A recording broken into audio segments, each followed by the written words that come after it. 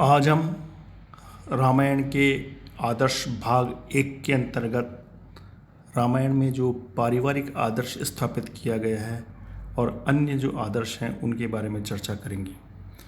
पूरे विश्व में भारत एक सांस्कृतिक राष्ट्र के रूप में पहचाना जाता है। जब हम भारत को राष्ट्र बोलते हैं तब हमें इस बात का बोध होना ही चाहिए कि राष्ट्र आखिर होता क्या है। हम सब इसका अध्ययन करेंगे तो पता चलेगा कि राष्ट्र की एक संस्कृति होती है, एक साहित्यिक अवधारणा होती है, एक आचार विचार होता है, एक जैसी परंपराएं होती है। भगवान राम के जीवन में इन सभी का साक्षात दर्शन होता है। इसलिए कहा जा सकता है कि राम केवल वर्ग विशेष के न होकर संपूर्ण विश्व के हैं। उनके आदर्श हम सभी के लिए हैं। हमें राम के जीवन से प्रेरणा लेकर अपने जीवन को उत्सर्ग के मार्ग पर ले जाने का उपक्रम करना चाहिए।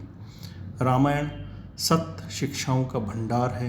एक प्राचीन कथा के माध्यम से महर्षि वाल्मीकि ने यह बताने का प्रयास किया है कि परिवार के प्रत्येक सदस्य का व्यवहार कैसा होना चाहिए। पिता पुत्र के कर्तव्य, माता की ममता, सास बहू का मधुर संबंध, भाइयों का निस्वार्थ प्रेम, ससुराल वालों का सद्भाव, पति पत्नी की पारस्परिक निष्ठा, नारी जाति की मान्यता और सम्मान आदि सभी समाज निर्माण और व्यक्ति निर्माण से संबंधित विषयों को ऐसी सरल और प्रभावशाली प्रसंगों के द्वारा समझाया गया है कि छोटे बड़े सभी पर हितकारी प्रभाव पड़ सकता है। रामायण में राम लक्ष्मण के अनुपम सहयोग, भरत की निस्वार्थ निष्ठा और कर्तव्य पालन, कौशल्या की ममता, हनुमान का सेवा धर्म पालन, सीता की पति निष्ठा, निषाद राज कुह का शुद्ध मैत्री भाव आदि के जो प्रसंग उठाए गए हैं वे पाठक के मस्तिष्क पर निश्चय ही अनुकूल प्रभाव डालने वाले हैं। उनसे शिक्षा ग्रहण करके अपनी परिस्थितियों में सुधार करना सबके लिए कल्याणकारी होगा।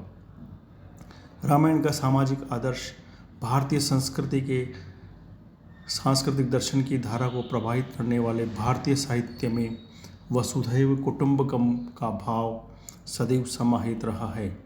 महर्षि वाल्मीकि द्वारा रचित रामायण द्वारा सामाजिक समरसता के भाव का प्रवाहन बहुत ही गहनता से किया गया है।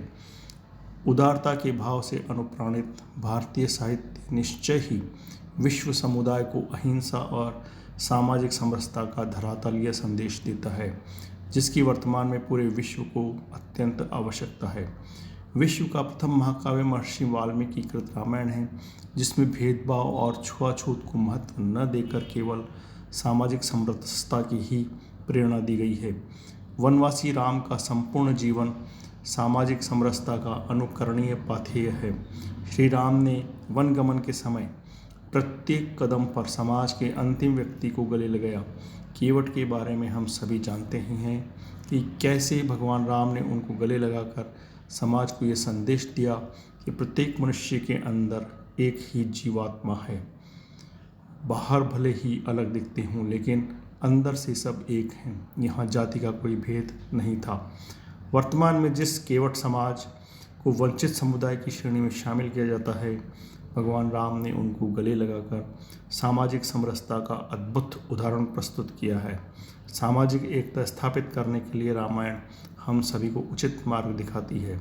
यह भी सर्वविदित है कि राम वनगमन के दौरान भगवान राम ने निषाद राज को भी गले लगाया। इसका यही तात्पर्य है कि भारत में कभी भी जातिगत आधार पर समाज का विभाजन नहीं था। पूरा समाज एक शरीर की ही तरह था। जैसे शरीर के किसी भी हिस्से में दर्द होता है तब पूरा शरीर अस्वस्थ हो जाता था। इस प्रकार समाज की भी अवधारणा है। समाज का कोई भी हिस्सा वंचित हो जाए तो सामाजिक एकता की धारणा समाप्त होने लगती है। भगवान राम ने अपने वनवास काल में समाज को एकता के सूत्र में पिरोने का काम किया, पूरे कौशल के साथ किया। समाज की संग्रहित शक्ति के कारण ही भगवान राम ने आसुरी प्रवृत्ति पर प्रहार किया, समाज को निर्भयता के साथ जीने का मार्ग प्रशस्त किया। इससे यही शिक्षा मिलती है, समाज जब एक धारा के साथ प्रवाहित होता है तो कितनी भी बड़ी बुराई हो उसे नतमस्तक होना ही पड़ता है। सीधे शब्दों में कहा जाए तो संगठन में ही शक्ति है। इससे ये संदेश मिलता है कि हम समाज के साथ कदम मिलाकर नहीं चलेंगे तो हम किसी न किसी रूप में कमज़ोर होते चले जाएंगे और हमें कोई न कोई दबाता ही चला जाएगा। संपूर्ण समाज हमारा अपना परिवार है, कहीं कोई भेदभाव नहीं है।